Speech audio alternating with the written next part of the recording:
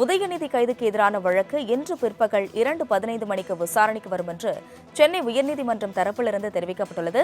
இதுகுறித்த கூடுதல் விவரங்களை வழங்கலாம். வணக்கம். முதலமைச்சர் விஜய் மற்றும் பெண்கள் குறித்து இரட்டை அர்த்தத்தில் பேசியதாக பதிவான வழக்கில் திமுக எம்எல்ஏவும் எதிர்க்கட்சித் தலைவருமான உதயநிதி ஸ்டாலினை காவல்துறையினர் கைது செய்திருக்கிறார்கள். இது குறித்தான வழக்கானது தற்போது சென்னை உயர்நீதிமன்றத்தில் 2:15 மணிக்கு எடுத்துக்கொள்வதாக சென்னை உயர்நீதிமன்ற நீதிபதி ஜி.கே. இளந்தரையன் தெரிவித்திருக்கிறார். மேகதாது அணை கட்டும் கர்நாடக அரசின் முயற்சியை முதல்வர் விஜய் தலைமையிலான தாவேக அரசு தடுக்க தவறிவிட்டதாக கூறி திமுக சார்பில் நேற்று தினம் தஞ்சாவூரில் போராட்டம் ஒன்று நடைபெற்றது. இதில் கலந்து கொண்டு எதிர்க்கட்சித் தலைவர் உதயநிதி ஸ்டாலின் பேசிய போது, கர்நாடகாவிலிருந்து தமிழகத்துக்கு காவிரி நீர் வந்திருக்க வேண்டும், ஆனால் இதுவரை ஒரு சொட்டு தண்ணீர் கூட வரவில்லை. காவிரி விவகாரம் குறித்து முதலமைச்சர் விஜய் இதுவரை உரிய பதில் அளிக்கவில்லை. திமுக மீது எப்படி பொய்யாக வழக்கு பதிவு செய்வது குறித்து அவர் கவனம் செலுத்துகிறார் என்று பேசியதுடன் முதலமைச்சர் விஜயை விமர்சிக்கும் வகையிலும் பேசியிருந்தார். உதயநிதியின் இரட்டை அர்த்த பேச்சு குறித்து அவர் மீது நடவடிக்கை எடுக்க வேண்டும் என டெல்லியில் உள்ள தேசிய மகளிர் ஆணையத்தில் புகார் அளிக்கப்பட்டுள்ளது. தஞ்சை மாவட்ட காவல்துறையிடம் தாவேகாவின் தஞ்சாவூர் மத்திய மாவட்ட அமைப்பாளரான பைரவி என்பவரும் புகார் அளித்தார். இதன் அடிப்படையில் எதிர்க்கட்சித் தலைவரும் திமுக எம்எல்ஏவுமான உதயநிதி மீது தஞ்சை மாவட்ட காவல்துறையினர் 9 பிரிவுகளின் கீழ் வழக்கு பதிவு செய்திருந்தார்கள். இந்த வழக்கில் உதயநிதியிடம் விசாரணை நடத்தி தற்போது கைது செய்வதற்காக சென்னை நீலாங்கரையில் இன்று காலை அவரது வீட்டுக்கு தஞ்சாவூர் மாவட்ட காவல்துறை அதிகாரிகள் வந்திருந்தார்கள். பின்னர் அவரை கைது செய்து அவர் அழைத்து சென்றிருக்கிறார்கள். இந்த நிலையில்தான் உதயநிதி ஸ்டாலின் தரப்பில் சென்னை உயர்நீதிமன்றத்தில் இன்று காலை அவசர முறை ரத்து செய்யப்பட்டது. எம்பி எம்எல்ஏக்கள் மீதான வழக்குகளை விசாரிக்கக்கூடிய நீதிபதி ஜி.கே. இளந்தரையன் முன்பு மூத்த வழக்கறிஞர் ஹசன் முகமது ஜின்னா ஆஜராகி நாளை தொடங்க உள்ள சட்டமன்ற கூட்டத்தொடரின் நடவடிக்கைகளில் எதிர்க்கட்சித் தலைவர் என்ற முறையில் உதயநிதி பங்கேற்பதை தடுக்கும் நோக்கில் இந்த அவசர கைது நடவடிக்கை தொடங்கப்பட்டுள்ளதாகவும், வீட்டை சுற்றி காவல்துறையினர் குவிக்கப்பட்டுள்ளதாக கூறி உதயநிதி தரப்பில் தாக்கல் செய்துள்ள மனுவை அவசர வழக்காக விசாரிக்க வேண்டும் என்று இன்று காலை மூத்த வழக்கறிஞர் ஹசன் முகமது ஜின்னா கோரிக்கை வைத்திருந்தார்.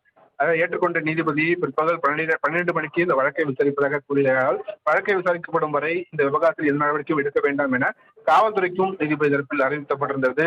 ஆனால் அதை தாண்டி காவல்துறை தொடர்ந்து உதயநிதி ஸ்டாலினை கைது செய்து அழைத்து சென்றிருக்கிறார்கள். இந்த நிலையில் வழக்கு தொடர்பான ஆவணங்கள் இதுவரை நீதிமன்றத்திற்கு வராத காரணத்தினால் வழக்கின் விசாரணை ஆவணங்கள் வந்த பிறகு பிற்பகல் 2:15 மணிக்கு எடுத்துக் கொள்ளப்படும் என்று தற்போது நீதிபதி ஜி.கே. இளந்தரையன் தெரிவித்திருக்கிறார். அஸ்வினி. கிருஷ்ணமூர்த்தி, தற்போது வழக்கு தொடர்பான ஆவணங்கள் சமர்ப்பிக்க நீதிமன்றம் தரப்பிலிருந்து கால அவகாசம் குறித்து ஏதேனும் தெரிவிக்கப்பட்டிருக்கிறதா?